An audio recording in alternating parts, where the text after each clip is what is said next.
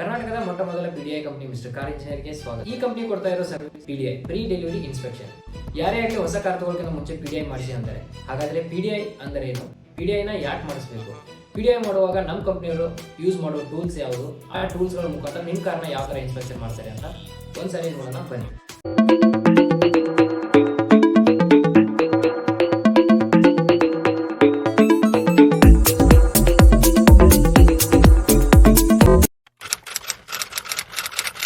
PDI ಬಂದ್ಬಿಟ್ಟು pre delivery inspection ಅಂತ. ನೀವು ಯಾವುದೇ ಹೊಸ ಗಾಡಿ ತಗೊಳ್ಳಿ, ಹಳೆ ಗಾಡಿ ತಗೊಳ್ಳಿ, PDI ಅಂದ್ರೆ ಪ್ರೀ ಡೆಲಿವರಿ ಇನ್ಸ್ಪೆಕ್ಷನ್ ಬಂದ್ಬಿಟ್ಟು ನೀವು ಗಾಡಿ ತಗೊಳ್ಳೋಕ್ಕಿಂತ ಮುಂಚೆ ಚೆಕ್ ಮಾಡೋ ಒಂದು ಪ್ರೊಸೀಜರ್ PDI ಅಂತ. ಅಂದ್ರೆ ನಿಮ್ಗೆ ಹೊಸ ಗಾಡಿಯಲ್ಲಿ ಮೇಜರ್ ಆಗಿ ಬರೋದು ರೀಪೇಂಟು, ರೀಪ್ಲೇಸ್. ಮತ್ತೆ ಯಾವ್ದಾನ ಗಾಡಿ ನಿಮ್ಗೆ ಆಕ್ಸಿಡೆಂಟ್ ಆಗೋಕ್ಕಿಂತ ಮುಂಚೆನೂ ಚೆಕ್ ಮಾಡಿಸಿದ್ರೆ ನಿಮ್ಗೆ ಯೂಸ್ ಆಗುತ್ತೆ. ಅದು ಯಾವ ತರ ಅಂತಂದ್ರೆ ನಾವು ಇವಾಗ ಮುಂದಿನ ವಿಡಿಯೋಗಳಲ್ಲಿ ತಿಳಿಸ್ಕೊಡ್ತೀವಿ. PDI ಮಾಡಿಸೋದ್ರಿಂದ ಏನು ಯೂಸು ಅಂತಂದ್ರೆ ನೀವು ಮೋಸ ಹೋಗೋದನ್ನ ತಪ್ಪಿಸೋಗುತ್ತೆ. ನೀವು ಇವಾಗ ಗಾಡಿ ಯಾರನ್ನೋ ನಂಬಿಟ್ಟು ಒಂದು ಗಾಡಿ ತಗೊಳ್ತೀರಾ, ಆ ಗಾಡೀಲಿ ಏನೋ ಆಕ್ಸಿಡೆಂಟ್ ಆಗಲಿ, ರೀಪ್ಲೇಸ್ ಆಗಲಿ, ಅಥವಾ ರಿಪೇರ್ಡ್ ಆಗಲಿ, ಮತ್ತೆ ರೀಪೇಂಟ್ ಆಗಲಿ ನಿಮ್ಗೆ ಗೊತ್ತಾಗಲ್ಲ. ಅದನ್ನ ನಾವು ಚೆಕ್ ಮಾಡೋದ್ರಿಂದ ನಮ್ಗೆ ಗೊತ್ತಾಗುತ್ತೆ ನೀವು ಮೋಸ ಹೋಗುತ್ತೆ. ಮೇಜರ್ ಆಗಿ ಯೂಸ್ ಕಾರ್ನಲ್ಲಿ ಬರೋದಂತ ಪ್ರಾಬ್ಲಮ್ ಏನು ಅಂತಂದ್ರೆ ಓಡೋಮೀಟರ್ ಟ್ಯಾಂಪರ್ಡ್ ಆಗಿತ್ತಂದ್ರೆ ನಿಮ್ಗೂ ಗೊತ್ತಾಗಲ್ಲ, ನಾವು ಚೆಕ್ ಮಾಡಿದ್ಮೇಲೆ ನಮ್ಗೆ ಗೊತ್ತಾಗೋದು.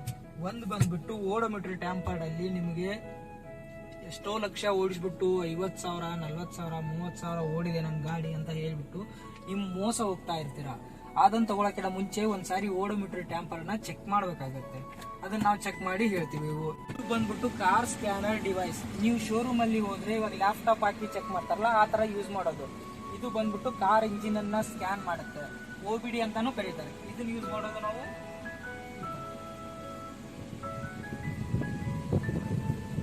ಈ ತರ ಒಂದು ಪೋರ್ಟ್ ಇರುತ್ತೆ ಗಾಡಿಗೆ ಅಂತಾನೆ, ಸ್ಕ್ಯಾನರ್ ಅಂತಾನೆ ಒಂದು ಪೋರ್ಟ್ ಕೊಟ್ಟಿರ್ತಾರೆ.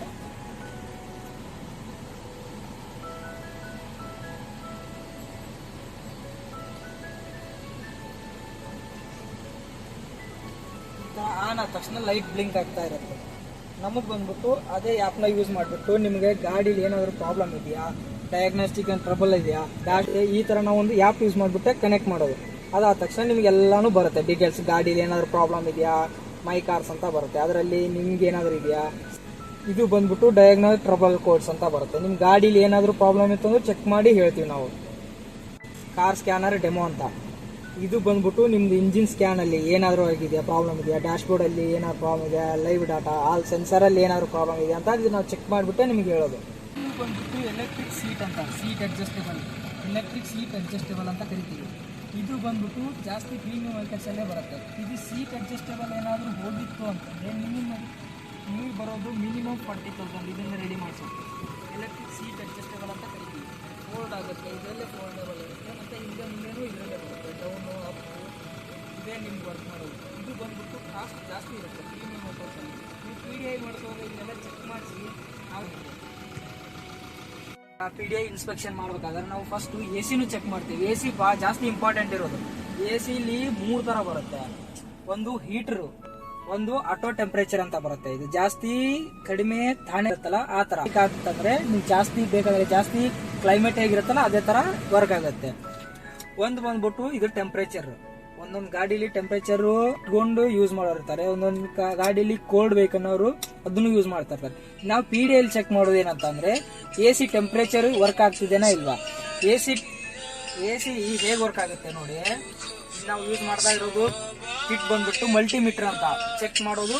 ಟೆಂಪರೇಚರ್ದು ಮಲ್ಟಿಮೀಟರ್ ಅಂತ ಕರಿತೀವಿ, ಮಲ್ಟಿ ಥರ್ಮೋಮೀಟರ್ ಅಂತ ಕರಿತೀವಿ ನಾವು ಇದಕ್ಕೆ. ಇದು ಬಂದ್ಬಿಟ್ಟು ಬಿಲೋ 10 ಡಿಗ್ರಿ ಸೆಲ್ಸಿಯಸ್ ಆಗಿರ್ಬೇಕು. ಇವಾಗ ನೋಡಿ ಕೋಲ್ಡ್ ಹೆಂಗಿರುತ್ತೆ ಆ ತರ ಇದು ವರ್ಕ್ ಆಗುತ್ತೆ. AC ಒಂದೊಂದು ಗಾಡಿಲಿ ಏನ್ ಮಾಡ್ತಾರೆ ಗೊತ್ತಾ, ಇವಾಗ ನೀವು PDI ಮಾಡಿಸಿಲ್ಲ ಅಂತಂದ್ರೆ ಗಾಡಿ ಕೋಲ್ಡ್ ಬರಲ್ಲ, ಕಾಂಪ್ರೆಸರ್ ಇರಲ್ಲ. ಕಾಂಪ್ರೆಸರ್ ಬಂದ್ಬಿಟ್ಟು AC ಹೇಗೆ ವರ್ಕ್ ಆಗುತ್ತಲ್ಲ, ನಮ್ಮ ಮನೆಯಲ್ಲಿರೋ AC ಯಾವ ತರ ಕೋಲ್ಡ್ ಬರ್ತಲ್ಲ ಆ ತರ ಕೋಲ್ಡ್ ಬರುತ್ತೆ. ಇವಾಗ ನೋಡಿ ನಿಮ್ಗೆ ಅನಿಸ್ತಾ ಇರುತ್ತೆ ತಣ್ಣನ್ ಗಾಡಿ ಬರುತ್ತೆ ಅಂತ. ಬಟ್ ಅದು ತಣ್ಣನ್ ಗಾಡಿ ಬರ್ತಾ ಇರೋದು ಫ್ಯಾನ್ ಇಂದ ಬರ್ತಾ ಇರುತ್ತೆ, AC ಇಂದ ಬರ್ತಾ ಇರಲ್ಲ. AC ಇಂದ ಬರ್ತಾ ಇದ್ರೆ ಈ ತರ ಟೆಂಪರೇಚರ್ ಕಡಿಮೆ ಆಗ್ತಾ ಹೋಗುತ್ತೆ, ಕೋಲ್ಡ್ ಜಾಸ್ತಿ ಬರ್ತಾ ಇರುತ್ತೆ. ಕಾಣಿಸ್ತದೆಯಲ್ಲ, ಎಷ್ಟು ಚೆನ್ನಾಗಿ AC ಇರುತ್ತೋ ಅಷ್ಟು ಕಡಿಮೆ ಬರ್ತಾ ಇರುತ್ತೆ. ಅದಕ್ಕೆ ಬಿಲೋ 10 ಇರಬೇಕು ಯಾವತ್ತು AC ಟೆಂಪರೇಚರ್ ಬಂದ್ಬಿಟ್ಟು. ಆಯ್ತು ನೋಡಿ, ಅಂದ್ರೆ ಇದು AC ಕಂಡೀಷನ್ ಚೆನ್ನಾಗಿದೆ ಅಂತ ಅರ್ಥ. ಗಾಡಿ AC ಕಂಡೀಷನ್ ಚೆನ್ನಾಗಿಲ್ಲ ಅಂತಂದ್ರೆ ಬಿಲೋ 10 ಬರೋದಿಲ್ಲ. ಮತ್ತೆ ತಿರ್ಗಾ ಬಂದ್ಬಿಟ್ಟು ನಾವು ಗಾಡಿಲಿ ಚೆಕ್ ಮಾಡ್ಬೇಕಾದ್ರೆ ಸಿಸ್ಟಮ್ಸ್ ಚೆಕ್ ಮಾಡ್ತೇವೆ P D I systems check ಮಾಡ್ತೀವಿ. ಮತ್ತೆ ಏನಾದ್ರು ಎಕ್ಸ್ಟ್ರಾ ರಿವರ್ಸ್ ಕ್ಯಾಮ್ರಾ ಅದೇನಾದ್ರು ಫಿಟ್ ಮಾಡಿದ್ರೆ ಅದನ್ನೆಲ್ಲ ಚೆಕ್ ಮಾಡ್ತೀವಿ, ಇವಾಗ ವರ್ಕ್ ಆಗ್ತಾ ಇರೋದು. ತಿರ್ಗಾ ಬಂದ್ಬಿಟ್ಟು ನಿಮ್ಗೆ ಗೊತ್ತಾಗಲ್ಲ, ಇದು AC ವೆಂಟ್ಸ್ ಅಂತ ಕರಿತೀವಿ. AC ವೆಂಟ್ಸ್ ಅಂತ ಬಂದ್ರೆ ನಿಮ್ಗೆ ಪ್ರೀಮಿಯಂ ಗಾಡಿಯಲ್ಲಿ ಬಂದ್ಬಿಟ್ಟು AC ವೆಂಟ್ಸ್ ಒಂದೊಂದು ಕಾಸ್ಟ್ ಬಂದ್ಬಿಟ್ಟು ಪ್ರೀಮಿಯಂ ವೆಹಿಕಲ್ ಅಲ್ಲಿ ಮಿನಿಮಮ್ 25,000. ನಿಮ್ಗೆ AC ವೆಂಟ್ಸ್ ಡ್ಯಾಮೇಜ್ ಆಗಿತ್ತು ಅಂತಂದ್ರೆ ಹೊಸ ಗಾಡಿ ತಗೊಳ್ಳುವಾಗ ನಿಮ್ಗೆ ಗೊತ್ತಾಗಲ್ಲ ಇದು ಡ್ಯಾಮೇಜ್ ಆಗಿದೆಯಾ ಅಥವಾ ವರ್ಕ್ ಆಗ್ತಿದೆಯಾ ಇಲ್ವಾ ಅನ್ನೋದು ನಿಮ್ಗೆ ಗೊತ್ತಾಗಲ್ಲ. ಸೊ ಅದು ಪ್ರೀಮಿಯಂ ವೆಹಿಕಲ್ ಅಲ್ಲಿ ನಿಮ್ಗೆ ಏನಾದ್ರು AC ವೆಂಟ್ಸ್ ಡ್ಯಾಮೇಜ್ ಆಗಿದ್ರೆ 25,000 ಮಿನಿಮಮ್ ಬರುತ್ತೆ. ಅದನ್ನ ಸಹ ಚೆಕ್ ಮಾಡ್ಬೇಕಾಗುತ್ತೆ PDI ಮಾಡುವಾಗ. ಮತ್ತೆ ನಿಮ್ದು ಆಡಿಯೋ ಕಂಟ್ರೋಲ್ ಕೀಸ್ ಅಂತ ಬರುತ್ತೆ ಸ್ಟೇರಿಂಗ್ ಅಲ್ಲಿ, ಎಲ್ಲ ಚೆಕ್ ಮಾಡ್ತೀವಿ. ಮೋಡು ಮತ್ತೆ ಸೌಂಡ್ ಹೆಚ್ಚಿಗೆ ಮಾಡೋದು ಕಡಿಮೆ ಮಾಡೋದು, ತಿರ್ಗಾ ಸಾಂಗ್ ಏನಾದ್ರು ಯೂಸ್ ಮಾಡ್ತಿದ್ರೆ ಆಡಿಯೋ ಕಂಟ್ರೋಲ್ ಕೀಸ್ ಅಂತ ಕರಿತೀವಿ. ಇದನ್ನೆಲ್ಲ ಚೆಕ್ ಮಾಡ್ಬೇಕಾಗತ್ತೆ. ನಾವು PDI ಮಾಡಬೇಕಾದ್ರೆ ರೀಪೇಂಟ್ನೇ ಚೆಕ್ ಮಾಡ್ತೀವಿ ಈ ಮಷೀನಿಂದ. ಇದನ್ನು ಜಾಸ್ತಿ ಎಲ್ಲೂ ಯೂಸ್ ಮಾಡಲ್ಲ, ಯಾರು ಯೂಸ್ ಮಾಡಲ್ಲ. ನಾವು ಯೂಸ್ ಮಾಡ್ತಾ ಇರೋದು ಪೇಂಟ್ ಥಿಕ್ನೆಸ್ ಕೋಟಿಂಗ್ ಮೀಟರ್ ಅಂತ ಕರಿತೀವಿ. ಇದಕ್ಕೆ ಪೇಂಟ್ ಥಿಕ್ನೆಸ್ ಚೆಕ್ ಮಾಡ್ತೀವಿ. ಅದೇ ಗೊತ್ತಾ, ಇವಾಗ ರೀಪೇಂಟ್ ಆಗಿತ್ತು ಅಂದರೆ ನಾವು ಚೆಕ್ ಮಾಡಿಬಿಟ್ಟೆ ನಿಮ್ಗೆ ಹೇಳೋದು. ರೀಪೇಂಟ್ ಆಗಿತ್ತು ಅಂದರೆ ಈ ಥರ ರೀಡಿಂಗ್ ಬರ್ತಾ ಇರುತ್ತೆ. ರೀಪೇಂಟ್ ಆದರೆ ಬೇರೆ ರೀಡಿಂಗು, ರೀಪೇಂಟ್ ಆಗಿಲ್ಲ ಅಂದರೆ ಈ ಥರ ಚೆಕ್ ಮಾಡ್ತೀವಿ. ರೀಪೇಂಟ್ ಆಗಿತ್ತು ಅಂದರೆ ನಿಮ್ಗೆ ಗೊತ್ತಾಗುತ್ತೆ. ಹೊಸ ಗಾಡಿ ಒಂದ್ಸಾರಿ ಏನು ಮಾಡ್ತಾರೆ ಗೊತ್ತಾ, ನಿಮ್ಗೆ ಏನಾದರೂ ಬರಬೇಕಾದ್ರೆ ಗಾಡೀಲಿ ಟ್ರಾನ್ಸ್ಪೋರ್ಟ್ ಆಗಬೇಕಾದ್ರೆ ಆ ಟೈಮಲ್ಲಿ ಒಂದೊಂದು ಸಾರಿ ಎಲ್ಲೋ ಗಾಡಿಲೇ ಟಚ್ ಆಗಿತ್ತು, ಅವರೇ ಶೋರೂಮ್ ಅವರೇ ರೀಪೇಂಟ್ ಮಾಡೋ ಸಾಧ್ಯತೆಗಳಿರುತ್ತೆ. ಅದೆಲ್ಲ ನಿಮ್ಗೆ ಗೊತ್ತಾಗಲ್ಲ. ರೀಪೇಂಟ್ ಆದರೆ ಗಾಡಿ ವ್ಯಾಲ್ಯೂನು ಕಡಿಮೆ ಆಗುತ್ತೆ. ನಿಮಗೆ ರೀಸೇಲ್ ಮಾಡೋವಾಗಲಿ ಅದೆಲ್ಲ ವ್ಯಾಲ್ಯೂ ಕಡಿಮೆ ಆಗುತ್ತೆ. ಹಾಗಾಗಿ ಒಂದು ಸಾರಿ ರೀಪೇಂಟ್ನ ಚೆಕ್ ಮಾಡ್ತೀವಿ, ಚೆಕ್ ಮಾಡ್ಕೊಳ್ತೀವಿ. ಇದೇ ಥರ ಎಲ್ಲನೂ ಪಿಲ್ಲರ್ಸ್ ಆಗಲಿ ಡೋರ್ಗಳಾಗಲಿ ನಿಮ್ಗೆ ಈ ಥರ ಇಲ್ಲೆಲ್ಲ ಏನಾದರೂ ಟಚ್ ಆದರೆ ಅದು ರೀಪೇಂಟ್ ಮಾಡಿರ್ತಾರೆ, ನಿಮ್ಗೆ ಗೊತ್ತಾಗಲ್ಲ. ರೀಪೇಂಟ್ ಆಯಿತು ಅಂತಂದರೆ ವ್ಯಾಲ್ಯೂ ಕಡಿಮೆ ಆಗುತ್ತೆ, ವೆಹಿಕಲ್ ವ್ಯಾಲ್ಯೂ ಬಂದ್ಬಿಟ್ಟು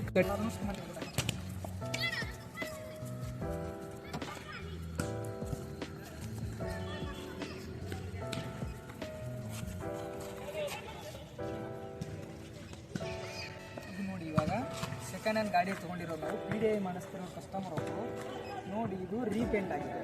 ರೀಪೇಂಟ್ ಬಂದರೆ ಥಿಕ್ನೆಸ್ ಜಾಸ್ತಿ ಇರುತ್ತೆ, ಇದ್ರಲ್ಲಿ ಗೊತ್ತಾಗುತ್ತೆ ನೋಡಿ. ಇದು ರೀಪೇಂಟ್ ಆಗಿದೆ ಅಂತ ಇದು ನಿಮ್ಗೆ ಗೊತ್ತಾಗುತ್ತಾ, ನೋಡಿದ ತಕ್ಷಣ ಯಾರಿಗೂ ಗೊತ್ತಾಗಲ್ಲ ರೀಪೇಂಟ್ ಆಗಿದೆಯಾ ಆಗಿಲ್ವಾ. ಹೊಸ ಗಾಡಿನೂ ಅಷ್ಟೇ PDI ಮಾಡಿಸ್ಬೇಕಾದ್ರೆ ಹೊಸ ಗಾಡಿನೂ ಅಷ್ಟೇ ರೀಪೇಂಟ್ ಆಗಿದೆಯಾ ಆಗಿಲ್ವಾ ಅನ್ನೋದು ಸಹ ನಿಮ್ಗೆ ಗೊತ್ತಾಗಲ್ಲ. ಅದಕ್ಕೆ ನಂಬಿ ಮೋಸ ಹೋಗಬೇಡಿ.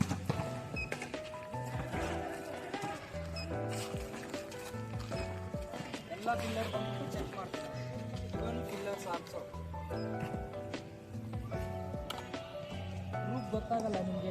ಲಾರಿ ಲೋಡಲ್ಲಿ ಬರ್ತಾ ಇರುತ್ತೆ, ಲಾರಿ ಮೇಲೆ ಒಂದು ಸಾರಿ ಜಂಪ್ ಹಾಕ್ಸಿದ್ರೆ ಮೇಲೆ ಟಚ್ ಆದರೆ ನಿಮ್ಗೆ ಗೊತ್ತಾಗಲ್ಲ ರೀಪೇಂಟ್.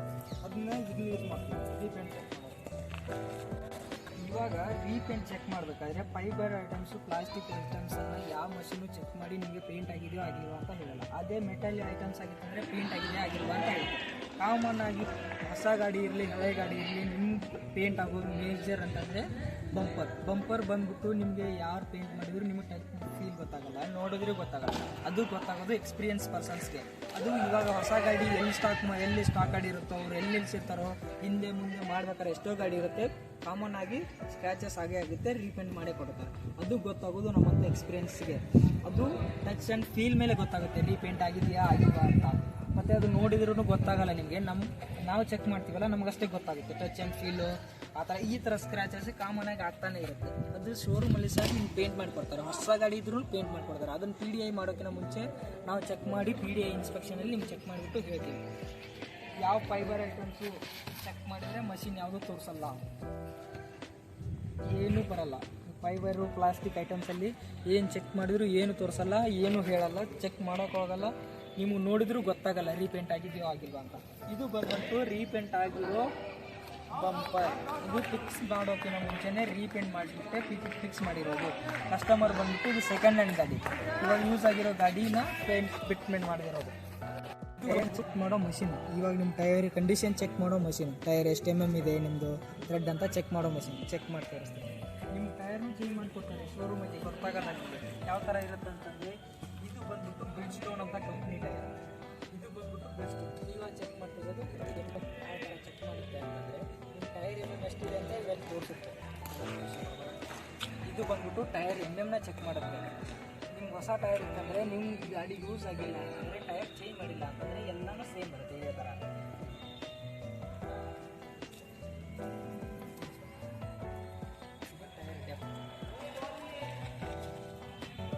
ಅದೇ ತರ ಬಂದ್ಬಿಟ್ಟು ಟೈರ್ ಮ್ಯಾನುಫ್ಯಾಕ್ಚರಿಂಗ್ ಇಯರ್ ಅಂತ ಬರುತ್ತೆ ಇದರಲ್ಲಿ. ಇದು ಬಂದ್ಬಿಟ್ಟು 2020 ಮಾಡಲು ಟೈರ್ ಮ್ಯಾನುಫ್ಯಾಕ್ಚರಿಂಗ್. ಈ ಡೇಟ್ ಸಹ ಬರೆದಿರುತ್ತಾರೆ. PDI ಚೆಕ್ ಮಾಡುವಾಗ ನಾವೆಲ್ಲ ಇದು ಚೆಕ್ ಮಾಡಿಬಿಟ್ಟೆ ನಿಮ್ಗೆ ಕೊಡೋದು. 20 ಮಾಡಲ್ ಅಂತ ಟೈರ್. ಇದು ಬ್ರಿಡ್ಜ್ ಸ್ಟೋನ್ ಕಂಪ್ನಿ ಟೈರ್.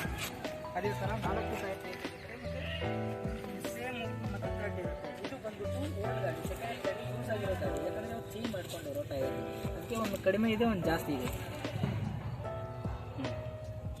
ಮಾಡುವಾಗ ಮೇನ್ ಚೆಕ್ ಮಾಡೋದು ಇಂಜಿನಲ್ಲಿ ಬಂದ್ಬಿಟ್ಟು ಕೂಲಂಟು, ಇಂಜಿನ್ ಆಯಿಲು ಮತ್ತು ಬ್ಯಾಟ್ರಿ.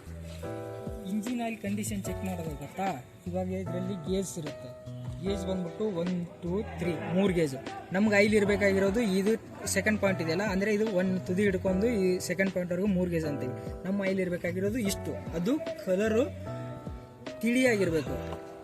ಇದು ಯೂಸ್ ಆಗಿರೋ ಗಾಡಿ ಆದ ಕಾರಣ ಇದು ಫುಲ್ ಆಯಿಲು ಸ್ವಲ್ಪ ಗಟ್ಟಿಯಾಗಿರುತ್ತೆ, ಮತ್ತು ಯೂಸ್ ಆಗಿರೋ ಆಯಿಲು ಅದು ಬ್ಲ್ಯಾಕ್ ಕಲರ್ ಇರುತ್ತೆ. ಇದನ್ನು ಸಹ ನೀವು ಚೆಕ್ ಮಾಡಬೇಕಾಗುತ್ತೆ. ನಾವು ಚೆಕ್ ಮಾಡಿ ಕೊಡ್ತೀವಿ ನಿಮಗೆ. ಇದು ಬಂದ್ಬಿಟ್ಟು ಮೇಜರು ಆಯಿಲ್.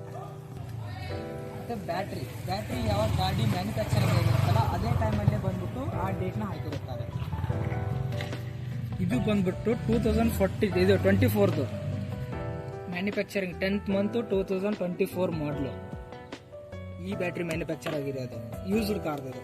ತಿರ್ಗಾ ಬಂದ್ಬಿಟ್ಟು ಅದಾದ ತಕ್ಷಣ ಕೂಲೆಂಟ್ ಚೆಕ್ ಮಾಡಬೇಕಾಗಿರಿದ್ರೆ ಯಾವತ್ತು ಗಾಡಿ ಹೀಟಲ್ಲಿರುವಾಗ ಚೆಕ್ ಮಾಡಬಾರ್ದು. ಕೂಲೆಂಟ್ ಲೆವೆಲ್ಲು ಮತ್ತು ಕೂಲೆಂಟ್ ಕಂಡೀಷನ್ ಬಂದ್ಬಿಟ್ಟು ಬರುತ್ತೆ. ಒಂದು ಮಿನಿಮಮ್ಮು, ಒಂದು ಮ್ಯಾಕ್ಸಿಮಮ್ ಅಂತ ಆಯಿತು. ಅದು ಮಿಡಲಲ್ಲಿ ಇರಬೇಕು. ಮ್ಯಾಕ್ಸಿಮಮ್ಕಿಂತ ಜಾಸ್ತಿ ಇರಬಾರ್ದು, ಮಿನಿಮಮ್ಕಿಂತ ಕೆಳಗಡೆ ಇರಬಾರ್ದು. ಲೆವೆಲ್ ಬಂದ್ಬಿಟ್ಟು ಇದು ಟ್ಯಾಂಕರ್, ಕೂಲೆಂಟ್ ಟ್ಯಾಂಕ್ ಬಂದ್ಬಿಟ್ಟು ಇಲ್ಲಿದೆ ನೋಡಿ ಈ ಥರ. ಇದು ಫುಲ್ಲು, ಇದು ಲೋ. ಇದ್ರ ಮಿಡಲಲ್ಲಿ ಇರಬೇಕು, 2 ಮಿಡಲ್ಲು ಅಥವಾ ಫುಲ್ಲಲ್ಲಿ ಇರಬೇಕು, ಅಷ್ಟಿದ್ರೆ ಸಾಕು.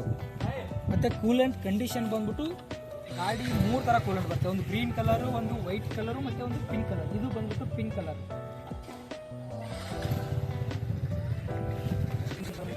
ಇಂಜಿನ್ ರೀಪೇರ್ಡ್ ಆಗಿರುತ್ತೆ. ಸೆಕೆಂಡ್ ಹ್ಯಾಂಡ್ ಗಾಡಿ ತೊಗೊಳ್ಬೇಕಾದ್ರೆ PDI ಮಾಡಿಸಿ ಅಂತ ಏನಕ್ಕೆ ಹೇಳೋದಂತಂದರೆ ಇಂಜಿನ್ ಜಾಸ್ತಿ ಓಡಿಸ್ಬಿಟ್ಟು ರಿಪೇರ್ ಮಾಡಿಕೊಡ್ತಾರೆ. ರಿಪೇರ್ ಬಂದ್ಬಿಟ್ಟು ನಾವು ಚೆಕ್ ಮಾಡ್ತೀವಿ. ಅದೇ ಹೇಗೆ ನಾವೆಲ್ಲ ಇಂಜಿನಲ್ಲೇ ಗೊತ್ತಾಗಿರೋದ್ರಿಂದ ಇಂಜಿನ್ ಬಂದ್ಬಿಟ್ಟು ಸೀಲೆಂಟ್ ಓಪನ್ ಆಗಿರುತ್ತೆ. ನಿಮಗೆ ರಿಪೇರ್ಡ್ ಆದ ತಕ್ಷಣ ಸೀಲೆಂಟ್ ಓಪನ್ ಆಗಿರುತ್ತೆ. ಮತ್ತು ತಿರ್ಗಾ ಇಂಜಿನ್ ಓವರ್ ಲೋಡ್ ಆಗಿ ಮತ್ತು ಇಂಜಿನ್ನು ನಿಮ್ಗೆ ಗೊತ್ತಾಗುತ್ತೋ ಇಲ್ಲೋ ಗೊತ್ತಿಲ್ಲ. ಅದಕ್ಕಾಗಿ ಒಂದು ಸಾರಿ PDI ಮಾಡಿಸಿದ್ರೆ ನಿಮ್ಗೆ ಅದೆಲ್ಲ ಡೌಟ್ ಇರೋದೆಲ್ಲ ಕ್ಲಿಯರ್ ಆಗುತ್ತೆ. ಇಂಜಿನ್ ಆಯಿಲ್ ಲೀಕೇಜಸ್ ಬರುತ್ತೆ, ಮತ್ತು ನಿಮ್ಗೆ ಬ್ಲೋ ಬೈ ಅಂತ ಬರುತ್ತೆ. ಬ್ಲೋ ಬೈ ಬಂದ್ಬಿಟ್ಟು ಇಂಜಿನ್ ರನ್ನಿಂಗಲ್ಲಿರುವಾಗ ಆಯಿಲ್ ಸ್ಪಿಲ್ ಆಗ್ತಾ ಇರುತ್ತೆ.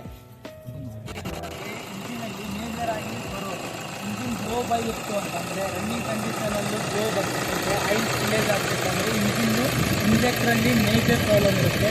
ತಿರ್ಗಾ ನಿಮ್ಮ ಇಂಜಿನಲ್ಲಿ ಮೇಜರಾಗಿ ಪ್ರಾಬ್ಲಮ್ ಇರುತ್ತೆ. ಇದು ಬಂದ್ಬಿಟ್ಟು ಬ್ಲೋ ಬೈ ಇಲ್ಲ. ಇವಾಗ ರನ್ನಿಂಗಲ್ಲಿರುವಾಗೂ ಆಯಿಲ್ ಬರಬಾರ್ದು ಮತ್ತು ಬ್ಲೋ ಬರಬಾರ್ದು. ಅದು ಏನಾದರೂ ಬಂದರೆ ನಿಮ್ಮ ಇಂಜಿನಲ್ಲಿ ತುಂಬಾ ಪ್ರಾಬ್ಲಮ್ ಇದೆ ಅಂತ ಅರ್ಥ. ಅದು ರೆಡಿ ಮಾಡ್ಸೋಕ್ಕೆ ನಿಮಗೆ ಜಾಸ್ತಿನೇ ಖರ್ಚಾಗುತ್ತೆ. ಅದಕ್ಕೆ ಮುಂಚೆ ಒಂದು ಸಾರಿ ಕ್ಲಿಯರ್ ಮಾಡಿಬಿಟ್ಟೆ ನಿಮಗೆ ನಾವು ಚೆಕ್ ಮಾಡಿಬಿಟ್ಟು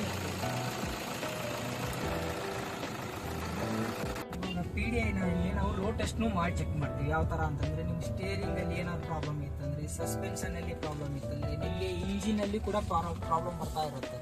ಅದು ಬಂದ್ಬಿಟ್ಟು ಈ ಥರ ಚೆಕ್ ಮಾಡ್ತಾ ಇರ್ತೀವಿ. PDIನಲ್ಲಿ ನಿಮಗೆ ಚೆಕ್ ಮಾಡಿಬಿಟ್ಟೆ ಸ್ಟೇರಿಂಗ್ ನಾಯ್ಸ್ ಅಂತ ಬರುತ್ತೆ. ಮತ್ತು ನಿಮಗೆ ರನ್ನಿಂಗಲ್ಲಿ ಇಂಜೆಕ್ಟರ್ ನಾಯ್ಸು, ಇಂಜಿನ್ ಏನಾದರೂ ಪ್ರಾಬ್ಲಮ್ ಇತ್ತಂದರೆ ಆ ನಾಯ್ಸ್ ಎಲ್ಲ ಗೊತ್ತಾಗುತ್ತೆ. ಟರ್ಬೋ ಇವಾಗೆಲ್ಲ ಟರ್ಬೋ ಇಂಜಿನ್ ಬರುತ್ತೆ. ಟರ್ಬೋ ಇಂಜಿನಲ್ಲಿ ಬಂದ್ಬಿಟ್ಟು ನಿಮಗೆ ಟರ್ಬೋ ವರ್ಕ್ ಆಗಿಲ್ಲ ಅಂತಂದರೆ ಮುಗೀತು, ಇಂಜಿನ್ನು ಅಷ್ಟಕ್ಕಷ್ಟೇ. ಟರ್ಬೋನೇ ಬಂದ್ಬಿಟ್ಟು ನಿಮಗೆ ಹಾಫ್ ಇಂಜಿನಲ್ಲಿ ಅರ್ಧ ರೇಟಲ್ಲಿ ಟರ್ಬೋನೇ ಬರುತ್ತೆ. ಅಷ್ಟು ಕಾಸ್ಟ್ಲಿ ಆಗಿರುತ್ತೆ ಟರ್ಬೋ ಬಂದ್ಬಿಟ್ಟು. ತಿರ್ಗಾ ನಿಮಗೆ ಈ ಥರ ರೋಡ್ಗಳಲ್ಲೆಲ್ಲ ನಿಮಗೆ ಸಸ್ಪೆನ್ಷನ್ ಸಹ ಗೊತ್ತಾಗುತ್ತೆ. ಸಸ್ಪೆನ್ಷನ್ ಬಂದ್ಬಿಟ್ಟು ಸಸ್ಪೆನ್ಷನ್ ಹೋಗಿರುತ್ತೆ, ವರ್ಕ್ ಆಗ್ತಾ ಇರಲ್ಲ, ವೀಕ್ ಆಗಿರುತ್ತೆ. ಸಸ್ಪೆನ್ಷನ್ಗೆ ಹೋಲ್ಸ್ ಆ್ಯಂಡ್ ಕ್ರ್ಯಾಕ್ಸ್ ಇರುತ್ತೆ, ಅಬ್ನಾರ್ಮಲ್ ನಾಯ್ಸ್ ಇರುತ್ತೆ. ಇದೆಲ್ಲ ಗೊತ್ತಾಗಲ್ಲ ನಿಮಗೆ. ಈ ಥರ ರೋಡಲ್ಲಿ ಚೆಕ್ ಮಾಡೋದ್ರಿಂದ ನಿಮಗೆ ಅದೆಲ್ಲ ನಿಮ್ಗೆ ಈಸಿಯಾಗಿ ಗೊತ್ತಾಗುತ್ತೆ. ಅದನ್ನು ಸಹ ನಾವು PDI ಚೆಕ್ ಮಾಡಿಬಿಟ್ಟೆ ನಿಮ್ಗೆ ಹೇಳೋದು. ಹೊಸ ಗಾಡಿ ತೊಗೊಳ್ಳಿ, ಸೆಕೆಂಡ್ ಹ್ಯಾಂಡ್ ಗಾಡಿ ತೊಗೊಂಡ್ರು ನಾವೆಲ್ಲ ಚೆಕ್ ಮಾಡಿಬಿಟ್ಟೆ ಹೇಳೋದು. ಪ್ರೀಮಿಯಂ ವೆಹಿಕಲ್ಸ್ ಅಲ್ಲಿ ಏರ್ ಸಸ್ಪೆನ್ಷನ್ ಬರುತ್ತೆ. ಈ ತರ ನಾರ್ಮಲ್ ವೆಹಿಕಲ್ ಅಲ್ಲಿ ನಾರ್ಮಲ್ ಸಸ್ಪೆನ್ಷನ್ ಇರುತ್ತೆ. ಪ್ರೀಮಿಯಂ ವೆಹಿಕಲ್ ಅಲ್ಲಿ ಏರ್ ಸಸ್ಪೆನ್ಷನ್ ಬರುತ್ತೆ. ಏರ್ ಸಸ್ಪೆನ್ಷನ್ ಬಂದ್ಬಿಟ್ಟು ಪ್ರೀಮಿಯಂ ವೆಹಿಕಲ್ಸ್ಗೆ ಯೂಸ್ ಆಗ್ತಾ ಇರುತ್ತೆ. ಅದರಲ್ಲಿ ಅದು ವರ್ಕ್ ಆಗಿಲ್ಲ ಅಂತಂದ್ರೆ ಕಾಸ್ಟ್ನು ಜಾಸ್ತಿ ಆಗಿರುತ್ತೆ. ಅದರಲ್ಲಿ ನೀವು ಮೋಸ ಹೋಗ್ಬಿಡ್ತೀರಾ. ಗಾಡಿ ಚೆನ್ನಾಗಿದೆ ಅಂತ ತಗೊಂಡ್ಬಿಟ್ಟು ನೀವು ತಗೊಂಡಾಗ ಕೆಲವೇ ದಿನಗಳಲ್ಲಿ ಏರ್ ಸಸ್ಪೆನ್ಷನ್ ಹೋಗ್ಬಿಟ್ರೆ ಅದು ಜಾಸ್ತಿನೇ ತೊಂದರೆ ಆಗ್ತಾ ಇರುತ್ತೆ. ಮತ್ತೆ ಕರೆಕ್ಟಾಗಿ ಗಾಡಿ ವರ್ಕ್ ಆಗ್ತಿರಲ್ಲ, ಅದರಿಂದ ಪ್ರಾಬ್ಲಮ್ ಆಗ್ತಾ ಇರುತ್ತೆ. ಗೇರ್ ಶಿಫ್ಟಿಂಗ್ ಎಲ್ಲ ಚೆಕ್ ಮಾಡ್ತಾ ಇರಬೇಕು. ಗಾಡಿ ವರ್ಕ್ ಆಗ್ತಿದಿಲ್ಲ, ಕರೆಕ್ಟಾಗಿ ಗೇರ್ ಶಿಫ್ಟ್ ಆಗ್ತಿದಿಲ್ಲ ಚೆಕ್ ಮಾಡ್ತಾ ಇರ್ತೀವಿ. ಟೆಸ್ಟ್ ಡ್ರೈವ್ ಮಾಡ್ತಿರೋಂತ ಗಾಡಿ ಆಟೋಮೆಟಿಕ್, ಫಾರ್ಚುನರ್ ಆಟೋಮೆಟಿಕ್. ಇದರಲ್ಲಿ ಗೇರ್ ಶಿಫ್ಟಿಂಗ್ ಹೆಂಗೆ ಅಂತ ಹೇಳ್ಕೊಡ್ತೀನಿ. ಇದು ಬಂದ್ಬಿಟ್ಟು ಡಿ ಮೋಡ್ ಅಲ್ಲೇ ಗಾಡಿ ಮೂವ್ ಆಗ್ತಾ ಇರುತ್ತೆ. ನೀವು ಗೇರ್ ಹಾಕಬೇಕು, ಗೇರ್ ತೆಗಿಯೋಬೇಕು ಅನ್ನೋ ಅವಶ್ಯಕತೆನೇ ಇರಲ್ಲ. ಡಿ ಮೋಡ್ ಇಟ್ಬಿಟ್ರೆ ಮುಗೀತು ಅಷ್ಟೇ. ಅದರಲ್ಲಿ ನಿಮ್ಗೆ ಗೊತ್ತಾಗಲ್ಲ. ಆಟೋಮೆಟಿಕ್ ಓಡಿಸುವಾಗ ನಿಮ್ಗೆ gear shifting correct time to time ಆಗ್ತಿದ್ದೇನಾ ಇಲ್ವಾ, ಅಥವಾ ಗೇರ್ ಬಾಕ್ಸ್ ಏನಾದ್ರು ಪ್ರಾಬ್ಲಮ್ ಇದೆಯಾ ಅದೇನು ಗೊತ್ತಾಗಲ್ಲ. ನಿಮ್ಗೆ PDI ಮಾಡಬೇಕಾದ್ರೆ ನಾವೆಲ್ಲಾನು ಹೇಳ್ಕೊಡ್ತೀವಿ. ಇದು ನಮ್ಮ ಕಂಪ್ನಿಯಿಂದ ಮಾತ್ರ ನಿಮಗೆ ಹೇಳೋದು. ಎಲ್ಲರೂ ಗಾಡಿ ಈ ತರ ಇದೆ ಆ ತರ ಇದೆ ಅಂತ ಹೇಳೋದಕ್ಕಿಂತ ಮುಂಚೆ ಮೇನ್ ಬಂದ್ಬಿಟ್ಟು ಗೇರ್ ಬಾಕ್ಸು, ಇಂಜಿನ್ನು ಅದನ್ನೆಲ್ಲ ಚೆಕ್ ಮಾಡ್ತೀವಿ. Gear shift correct time to time ಆಗ್ತಾ ಇದೆಯಾ, ಇಷ್ಟು ಸರ್ಟನ್ ಸ್ಪೀಡ್ ಅಂತ ಇರುತ್ತೆ, ಇಷ್ಟು ಕಿಲೋಮೀಟರ್ ಇಷ್ಟು ಸ್ಪೀಡ್ ಹೋಗ್ಬೇಕಾದ್ರೆ ಇಷ್ಟು ಸ್ಪೀಡ್ ಹೋದ ತಕ್ಷಣ ಇಷ್ಟು ಗೇರ್ ಶಿಫ್ಟ್ ಆಗ್ಬೇಕಂತ ಎಲ್ಲಾನು ಇರುತ್ತೆ. ಅದು ಬಂದ್ಬಿಟ್ಟು ಸರ್ಟನ್ ಸ್ಪೀಡಲ್ಲಿ ಚೇಂಜ್ ಆಗ್ತಾ ಇದೆಯಾ ಇಲ್ವಾ ಅಂತ ಚೆಕ್ ಮಾಡ್ಕೊಡ್ತೀವಿ.